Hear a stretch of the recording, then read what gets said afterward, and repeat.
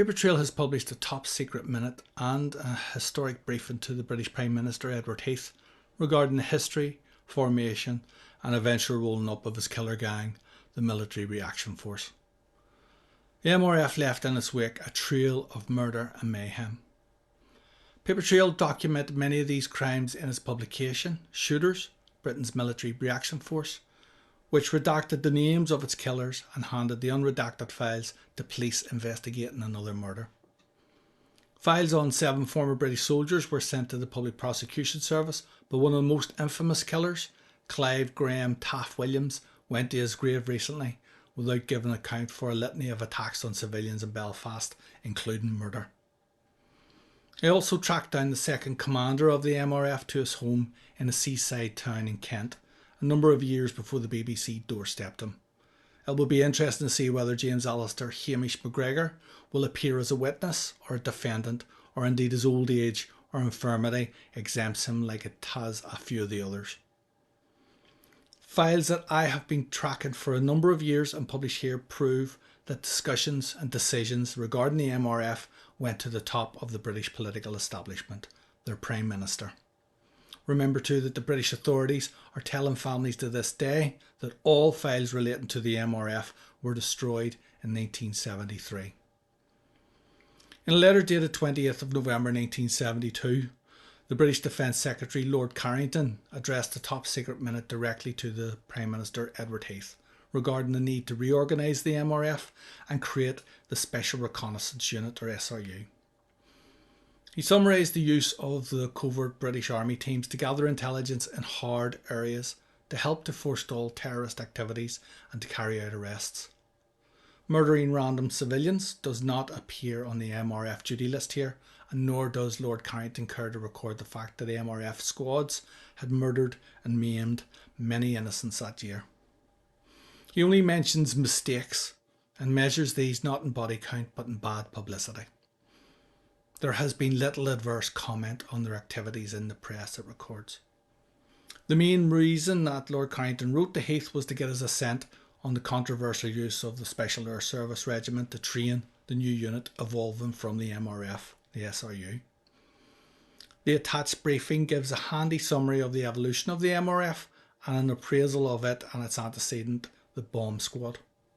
The bomb squads were formed after the bombing campaign of the IRA of Easter 1971, quote, to gather intelligence about terrorist activities and remedy the lack of admissible evidence to the courts. They were originally joint British Army and RUC patrols, but failed, quote, largely owing to difficulties over sharing intelligence. After internment in August 1971, the RUC withdrew and the teams were reformed and expanded as the MRF. Each of the British Army's 3 brigades had MRF teams, whose tasks, we are told, quote, were to carry out covert operations, including surveillance, protection, counter-hijacking and arrests. Most of the men and women were drawn from units already in the north of Ireland, but the teams are not properly established or specially trained and are run on an ad hoc basis. The note delves deeper into these failures. This system is unsatisfactory for the following reasons. 1.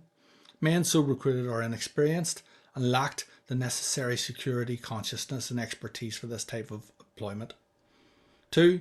The men are continually changing over as parent units come and go. 3. Although the MRFs are under the overall control of the Commander of Land Forces CLF, there is no provision for detailed command and control and no administrative support for the force as a whole. There is therefore a relatively high risk of mistakes and exposure, and elements of the existing force have been compromised. End quote. High risk indeed. This is a pithy and prosaic British Ministry of Defence disclaimer for the few short but bloody months of the MRF's existence, as it murdered innocent civilians, had operatives killed and its agents disappeared. Lord Carrington's minute was written in the month after the Foursquare laundry attack and the execution and burial by the IRA of Seamus Wright and Kevin McKee. Wright and McKee's remains were only recovered in 2015. I had pointed out in a previous MRF study, Smoke and Mirrors, the mysterious case of Ranger Hammond, that these failures of British Army Command also impacted the health and safety of its own people. Kevin Winters of KRW Law is the legal representative of the family of Sapper Stewart, who was killed in the IRA attack on the Foursquare laundry van, as well as the family of Patrick McVeigh, who was shot dead by the MRF. In this article, he said, the military pursuit and control of intelligence were driven to such an insane level that anyone's life, was expendable. No doubt the upcoming court case will discuss these failures, but it will be the foot soldiers in court and not their commanders. Note too that the Attorney General in 1972 was also in the copy list of this MRF minute and note. The note though argued that the MRF was responsible for a large amount of intelligence and it proved that their techniques were effective.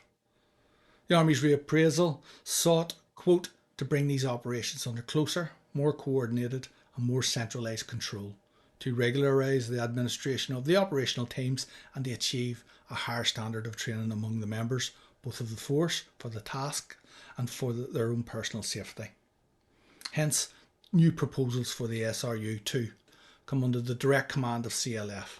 The Director and Controller of Intelligence, DCI, who is in agreement with the new proposals, will direct policy and through his representative Headquarters Northern Ireland will be able to keep a professional eye on the security aspects of the unit. The key to the success of the SRU remained the selection and proper training of the new recruits. Lord Carrington agreed that the SAS should be used, although, quote, SAS uniform will not be worn and every means will be taken to conceal SAS involvement. The main proposal ends with a promise: special care will be taken to operate within the law.